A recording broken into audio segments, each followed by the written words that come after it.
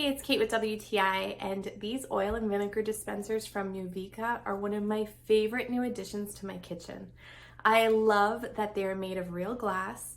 They're nice and heavy, thick, really good quality, and they're in this rectangular design, which I just think is so pretty and modern and really adds a cool flair to my kitchen.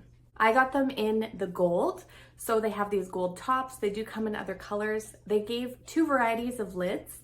So one of them has the little stopper on the top and the other one just flows when you tip it over.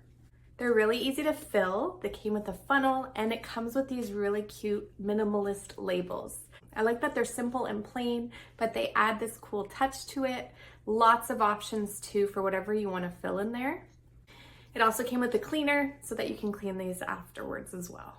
The flow on them is nice. I use the oil every single day. I use olive oil in my cooking all the time, so it's really convenient to have it right here. And then I chose to put balsamic vinegar in the other one. I use that in salads a lot, so super handy to have these so accessible. So if you're looking for jars that are functional but beautiful at the same time, you're gonna really love these. I'm just really impressed with the quality. It's exactly what I wanted, and that's my point of view.